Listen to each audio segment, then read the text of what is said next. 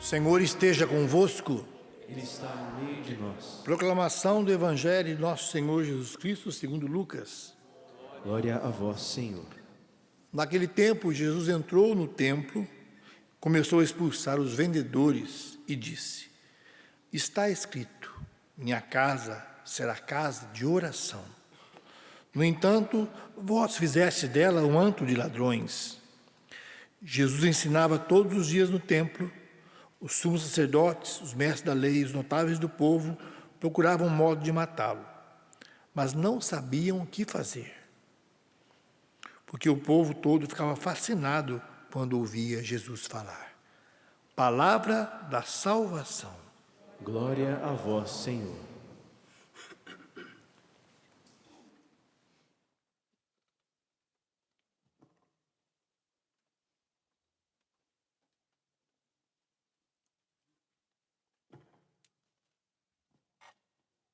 Meus irmãos e minhas irmãs, que bom estarmos juntos para mais uma edição do Canção Nova Sertaneja, mas também que bom que nós podemos realizar um acampamento, iniciando com a Sagrada Eucaristia. Que bom que nós podemos nos aproximar do altar do Senhor nesse templo.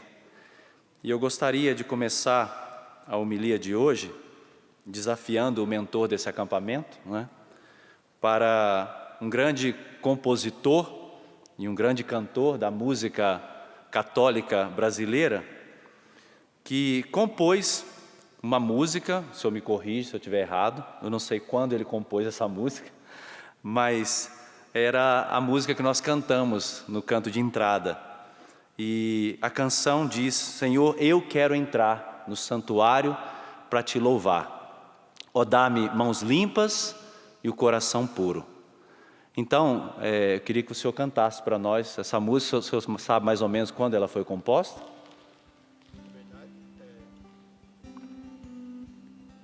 Na verdade, essa música, o Monsenhor Jonas que lançou ela para todo o Brasil, bem nos começos, 75, 76, por aí, pouco tempo.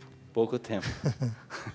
Senhor, quem entrará no santuário para te louvar? Senhor, quem entrará no santuário para te louvar? Levante suas mãos, mostre as suas mãos. Quem tem as mãos limpas e o coração puro, quem não é vaidoso e sabe amar, quem tem as mãos limpas e o coração puro, quem não é vaidoso e sabe amar. Você vai cantar: Senhor, eu quero entrar. Senhor, eu quero entrar no santuário para te louvar. Senhor, eu quero entrar no santuário para te louvar. Dá-me mãos limpas. Ó, dá-me mãos limpas e o coração puro. Arranca a vaidade, ensina-me a amar. Ó, dá-me mãos limpas e o coração puro. Arranca a vaidade, ensina-me a amar. Eu quis começar com esta canção do nosso fundador, Padre Jonas Abib, e esta canção certamente é um fruto do batismo no Espírito Santo na vida dele, e ele doou, para a igreja, porque tudo é dom para a igreja, para que nós cantássemos nas nossas celebrações, Quantas paróquias e quantos lugares cantam esta canção, porque justamente a liturgia da palavra nos fala desse santuário. A liturgia da palavra nos fala do templo de Deus. E nós só podemos entrar no templo de Deus Nós só podemos nos atrever a nos aproximar do templo de Deus, porque o Filho de Deus entrou em primeiro lugar nesse templo, e Ele é este templo para cada um de nós. Porque nele nós podemos ter acesso de novo ao coração do Pai do céu. Por Jesus Cristo, o templo vivo de Deus, nós podemos ter acesso.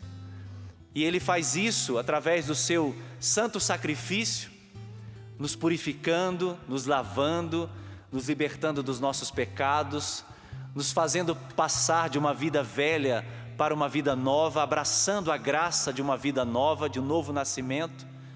Tudo isso nós experimentamos por causa de Jesus, o templo vivo de Deus. Infelizmente nós não podemos, diácono, ter os animais, nesse acampamento. Interessante que o evangelho de hoje fala da expulsão do templo, dos vendedores. O evangelho de hoje é o texto de Lucas. Lucas é um pouquinho mais misericordioso, o texto dele é um pouco mais leve.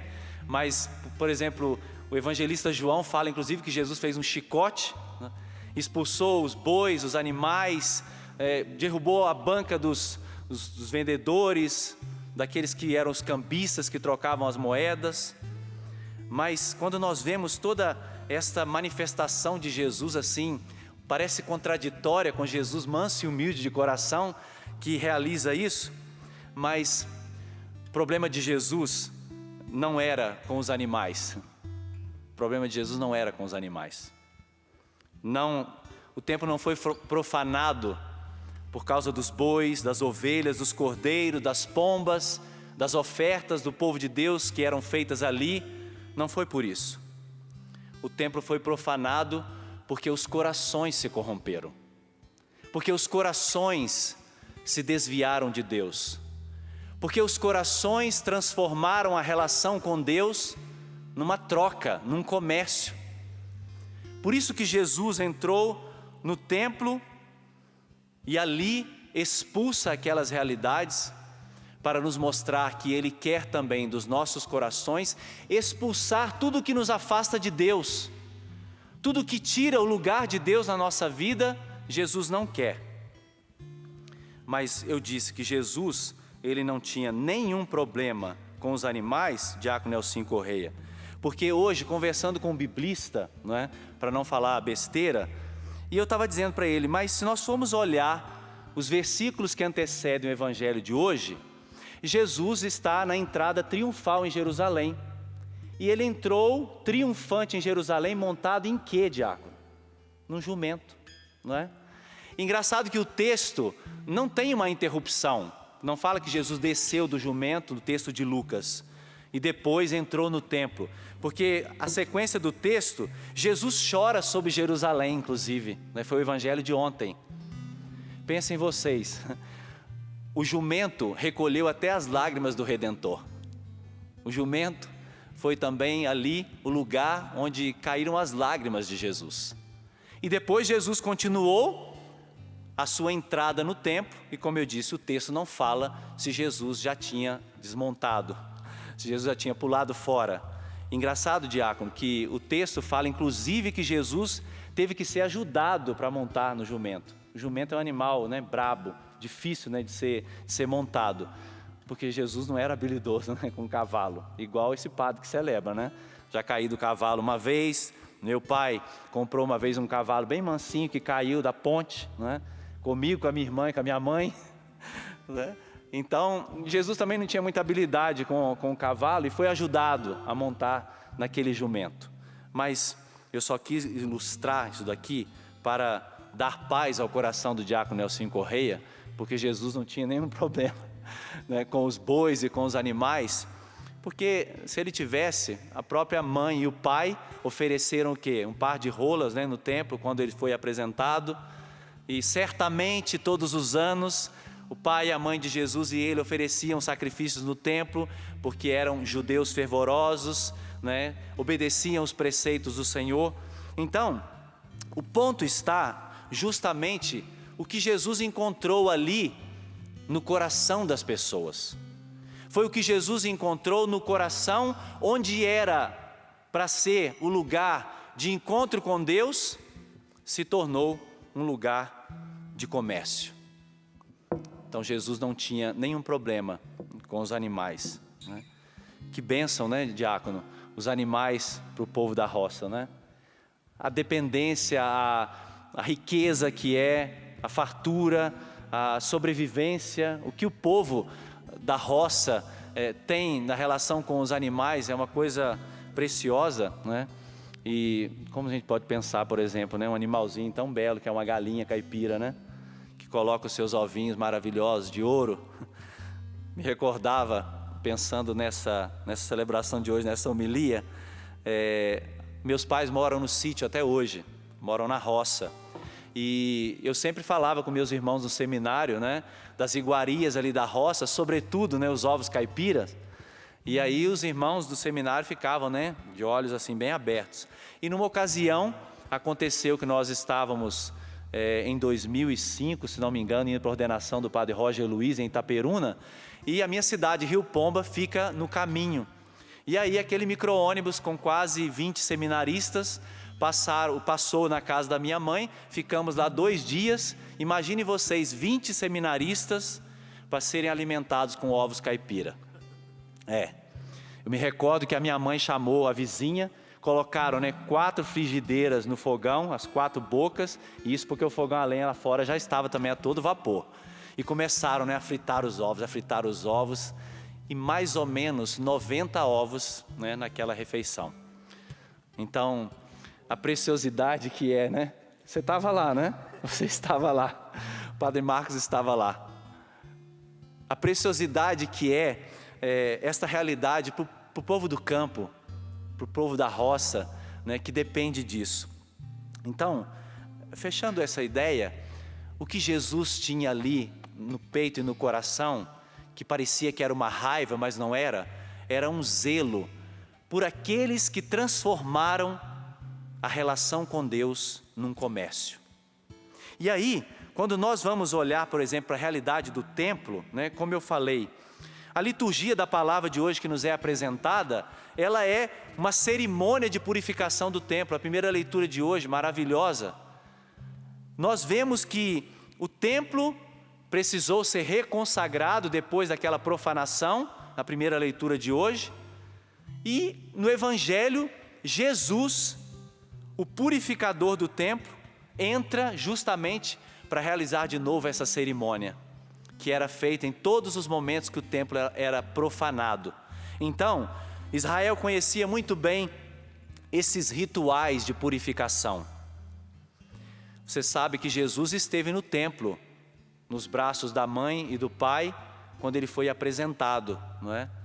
Logo quando nasceu, o primogênito era apresentado no templo. Jesus, aos 12 anos, esteve no templo, quando ele foi participar daquela cerimônia chamada Bar Mitzvah, que significa o filho da lei, quando o menininho com 12 anos já passa a ser considerado um homem, um adulto na fé, e ele já tem que obedecer os preceitos da lei. Jesus com 12 anos estava ali no templo para essa celebração. Depois, certamente, uma vez por ano, pelo menos, Jesus ia ao templo, porque todo judeu tinha que cumprir esse preceito. Então, Jesus estava muito bem familiarizado com a realidade do templo. Só que com o passar do tempo, Jesus foi vendo que no templo, o povo de Deus começou a passar por experiências do escândalo de ver que aqueles que eram os responsáveis por levar o povo a uma experiência com Deus, acabavam desvirtuando a experiência de Deus e da relação com Deus. O templo, que era o lugar dessa relação profunda com Deus, se tornou lugar de desvio.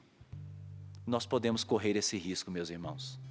O nosso coração, que é templo de Deus, também precisa estar numa contínua vigilância, contínua purificação, para que nós possamos dar ao Senhor uma morada digna, para que o meu coração e o teu coração seja uma morada digna para o Senhor.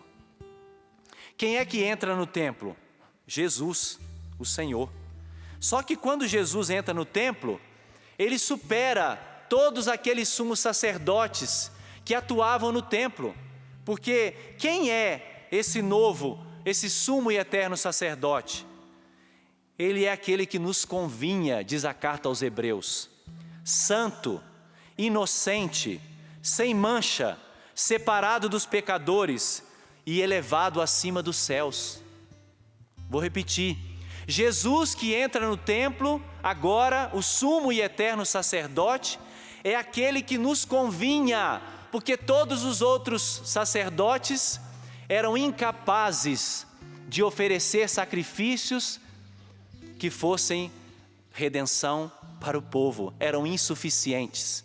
Mas este sumo e eterno sacerdote, santo, inocente, sem mancha, separado dos pecadores e elevado acima dos céus, entra nesse templo. E o que esse sumo e eterno sacerdote supera, que é Jesus Cristo? Ele não precisa, continua a carta aos Hebreus, ele não precisa, como os sumos sacerdotes, oferecer sacrifícios a cada dia, primeiro por seus próprios pecados e depois pelos do povo. Ele já o fez uma vez por todas, oferecendo-se a si mesmo. Com uma única entrega, com uma única oferta da sua própria vida, o sumo e eterno sacerdote nos colocou definitivamente no coração do Pai do céu.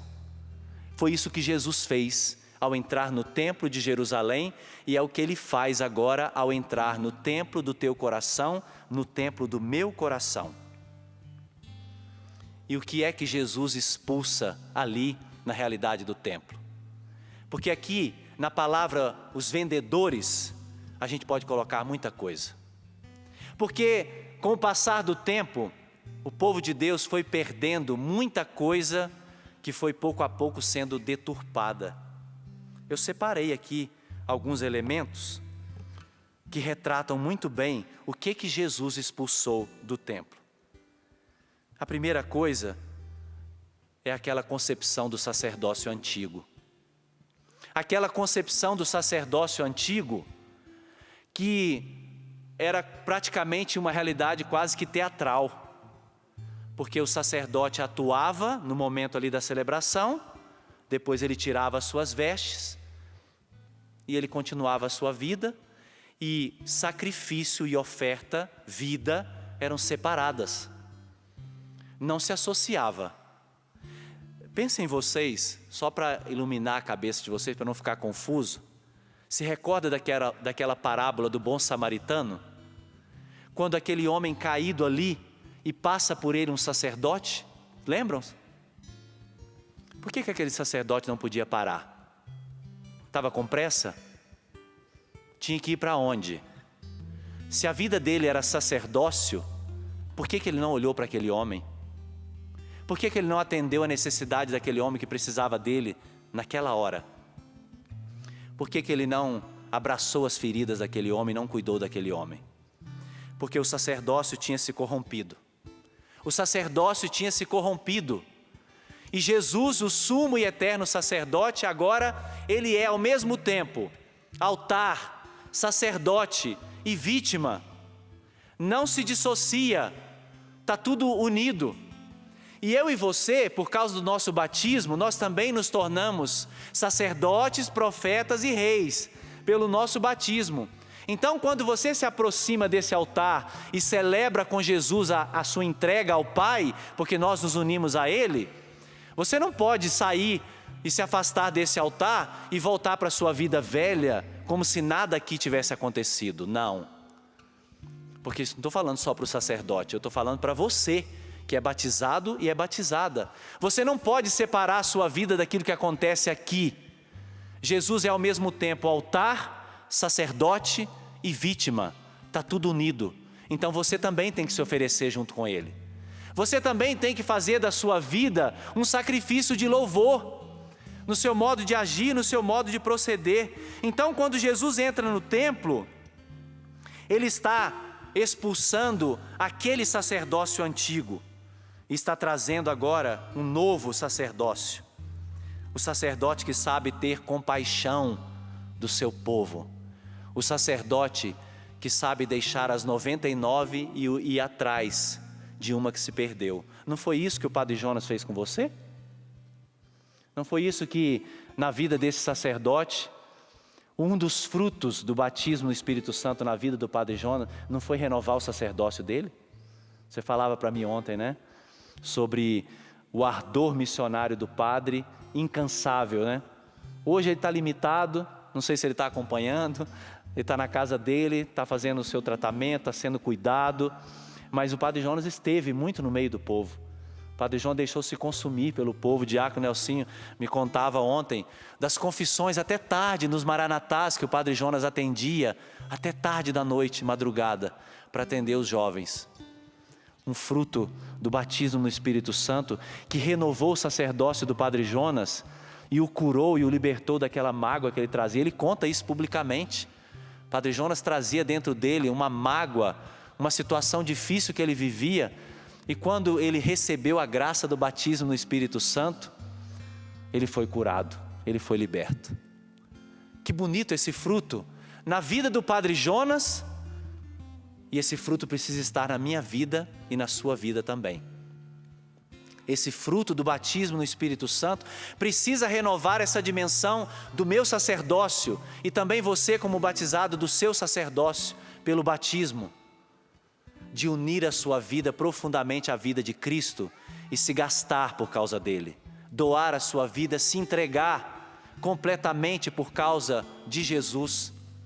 Você faz isso no seu trabalho diário na roça, quando você levanta às 4 da manhã, às 5 da manhã, para fazer o seu trabalho, para sustentar a sua família, para dar de comer os teus filhos, para dar uma vida digna para os teus filhos. Você também está exercendo esse sacerdócio. Se você está cansado, se você tem vontade de desistir da sua luta, do seu casamento, dos seus filhos, da sua vida, deixa Jesus expulsar hoje também do teu coração esses sentimentos e essas realidades e renovar na sua vida hoje a capacidade de se oferecer, de entregar a sua vida como uma oferta viva também diante desse altar e diante do altar da sua vida, que é a sua casa, que é o trabalho, é o curral onde você tira leite, é a roça onde você trabalha, é a horta que você cuida. Esse aí também é o seu altar. Aí também você precisa viver o seu sacerdócio, se unindo a Jesus Cristo nos teus sofrimentos, no suor de cada dia, nas dificuldades que você passa, nas lutas que você enfrenta. É aí que você vai viver o seu sacerdócio. Então Jesus chega no templo e expulsa essa mania que nós temos de, na hora de dar o nosso testemunho, a gente querer correr. Não, nós não podemos. Nós temos que ficar firmes na fidelidade a Jesus até o fim. Jesus expulsa também, dentro dos corações daquelas pessoas, o estrago em relação à oração. Vejam, o templo, que era o lugar de oração, de encontro com Deus, se tornou lugar de competição. Você se recorda quando Jesus contou aquela parábola dos dois que subiram ao templo para rezar? Um publicano e um fariseu? E aí o fariseu se achando, melhor do que o publicano, porque ele jejuava, ele fazia isso, fazia aquilo, obedecia, tudo bonitinho, e imaginava que a oração dele fosse melhor do que aquele publicano, que estava ali diante de Deus, só batendo no peito e dizendo: Senhor, tem piedade de mim, porque eu sou um pecador. A oração também tinha se desvirtuado, a oração também tinha se corrompido, porque a oração é esse lugar de encontro nosso com Deus, é esse lugar onde nós nos colocamos para ser melhor para os outros e não melhor do que os outros. A oração precisa nos fazer melhor para as pessoas e não melhor do que as pessoas. Nós não podemos pretender ser melhor do que ninguém, porque nós não somos. Bata no seu peito e diga: Senhor, tem piedade de mim, porque eu sou um pecador. É isso. Nós esquecemos a forma correta de rezar, e Jesus entra no templo e expulsa também a corrupção na oração que existia ali, que se tornou uma competição e não mais um lugar de encontro com Deus. Jesus entra no templo e expulsa também a corrupção em relação às ofertas.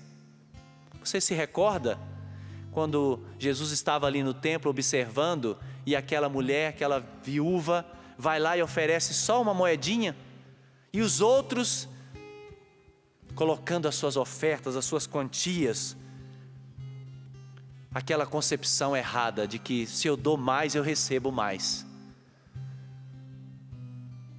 Se eu dou alguma coisa para Deus, Deus vai me dar alguma coisa em troca. E aí Jesus apresenta a oferta daquela viúva, para dizer que o que importa é quando eu faço de coração. Se eu dou isso, se eu dou aquilo, importa é se eu faço de coração. Então Jesus também purifica esta mentalidade nossa de comércio com as graças de Deus. Meus irmãos, isso é um perigo. Eu vou fazer isso daqui, eu vou fazer essa novena, né, porque certamente Deus vai me dar. Se Ele não me der, que pena. Transformar a nossa relação com Deus, a nossa oferta num comércio, não. Deus te dá porque Ele é teu Pai, porque Ele te ama, e Deus te dá gratuitamente. Se você faz a sua novena, bendito seja Deus, que bom que ela te faça melhor, uma pessoa melhor, mais caridosa, mais aberta, mais misericordiosa, mas faça de coração, sabendo que o Pai do céu dá a você o que você precisa de forma gratuita. Você não tem que pagar nada, tudo já foi pago no sangue precioso do nosso Senhor, que daqui a pouco nós vamos participar dessa outra mesa, desse outro banquete preparado para nós gratuitamente, não pelos nossos méritos, porque se nós fôssemos olhar os nossos méritos, nós íamos todos nos retirar desse santuário, mas por graça de Deus. Jesus entra no templo para purificar também a experiência com a palavra. Jesus expulsa também aquela realidade dos mestres doutores da lei que tinham o dever de ensinar a palavra, mas eles não praticavam a palavra.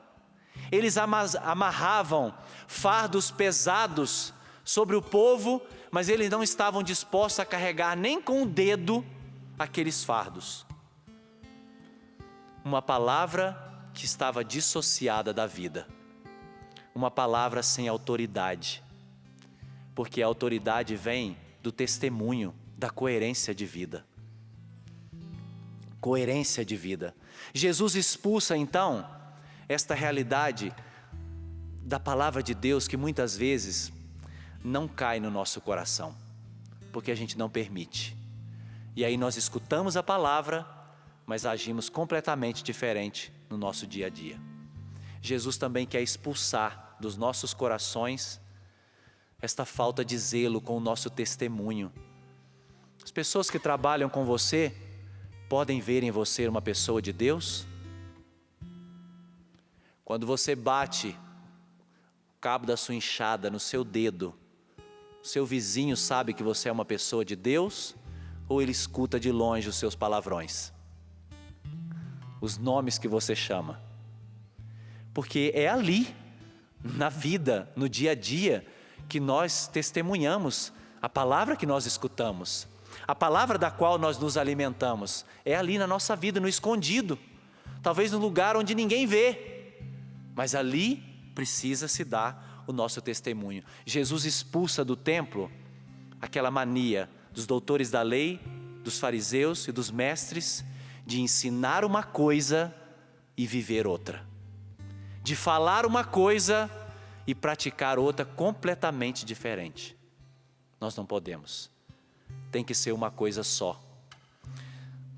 Que bênção de Deus o fruto do batismo do Espírito Santo na vida do Padre Jonas, que fez o povo de Deus de novo tomar gosto pela palavra, né? Pela Bíblia. A Bíblia foi escrita para você, a Bíblia no meu dia a dia, a palavra de Deus sendo todos os dias degustada, a palavra de Deus sendo meditada, a palavra de Deus sendo tocada. Padre Jonas ensinou esse método tão simples, tão fácil, tão acessível a qualquer pessoa, ordem de Deus, promessa de Deus, mensagem, como eu vou aplicar isso na minha vida? Um método tão simples, que está aí, à sua disposição. Você quer começar hoje? Primeira carta de São João, né? Primeira carta de São João, o Padre Jonas nos ensina a começar pela primeira carta de São João. Lê um capítulo por dia, dali você tira uma ordem de Deus para você, uma promessa de Deus, uma mensagem e como você vai aplicar aquilo na sua vida. Palavra de Deus no nosso dia a dia, para que a gente possa todos os dias se converter, mudar de vida, acolher a vida nova que o Senhor nos traz e testemunhar para as pessoas que Jesus Cristo é o Senhor. Por fim, Jesus expulsa do templo a coisa mais dolorosa, aquela mentalidade errada sobre Deus. Isso Ele precisa fazer seriamente nos nossos corações. Aquela mentalidade errada que as pessoas tinham sobre Deus, a meritocracia. Se eu levo o meu sacrifício, se eu oferto, eu mereço alguma coisa de Deus. Se eu pago, se eu posso comprar as graças de Deus, Deus me dá os seus favores. Totalmente diferente do amor gratuito de Deus, do amor incondicional de Deus, do amor pessoal que Deus tem por todos nós e por você e por mim, de uma forma pessoal. Que coisa preciosa, meus irmãos. Nós recebemos hoje da liturgia, na abertura deste acampamento. O Senhor quer fazer já uma purificação no começo desse acampamento, uma purificação no nosso coração, levando-nos a assumir de fato uma vida nova, preparando uma casa digna para que Ele possa habitar e morar todos os dias, todos os dias. Coloque a mão sobre o seu coração. Esse aí é o templo vivo onde habita Deus. Esse é o templo do Senhor, onde Deus habita. Ele escolheu morar em mim e em você. Não tem como mudar isso. É fato, é graça. Um amor gratuito que me amou sem eu merecer, sem eu ter feito nada. Como nos lembra São Paulo, quando nós ainda éramos pecadores. Vamos pedir que agora o Senhor possa nos purificar, para que nós entremos nesse acampamento, para que nós passemos a liturgia eucarística com o nosso coração purificado, com a nossa consciência de que o Senhor entra na nossa vida para ficar de forma definitiva.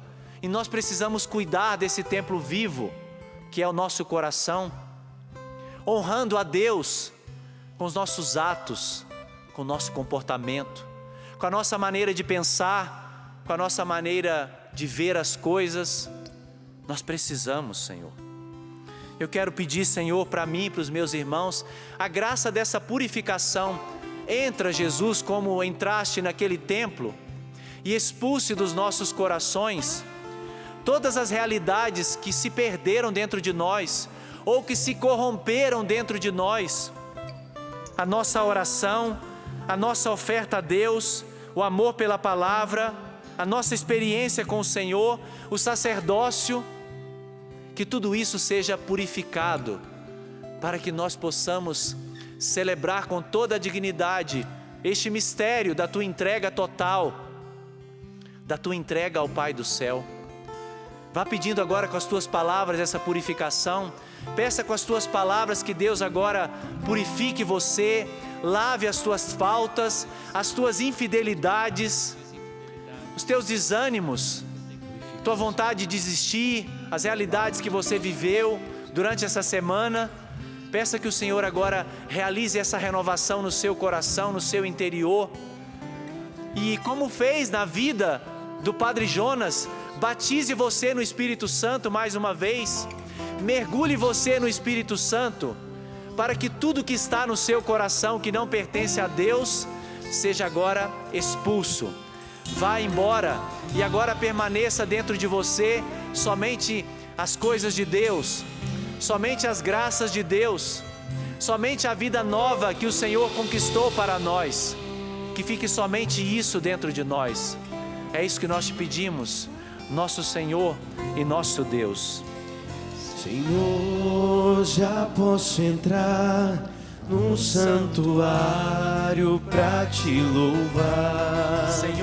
Senhor, já posso entrar no santuário pra te louvar. Pega o seu braço. Teu sangue me lava, teu fogo me queima, o Espírito Santo inunda meu ser. Teu sangue me lava, canta forte. Teu sangue me lava, teu fogo me queima, o Espírito Santo inunda meu ser. Mais uma vez, cante. Teu sangue me lava. Teu sangue me lava, teu sangue me queima, o Espírito Santo inunda meu ser. Teu sangue me lava, teu fogo me queima, o Espírito Santo inunda meu ser. Solte a sua voz agora no Espírito. Deixe que o Espírito Santo agora reze em você.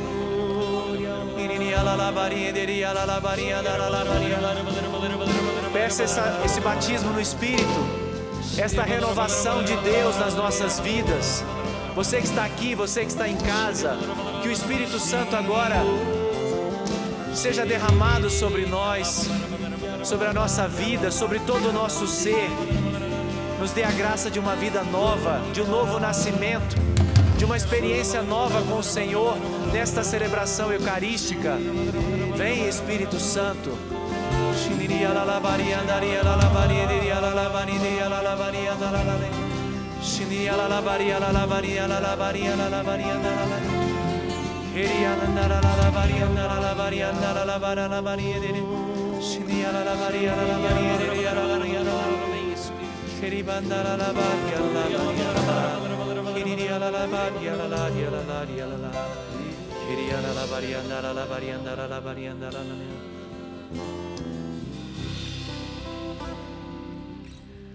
Teu sangue me lava, teu fogo me queima, o Espírito Santo inunda meu ser.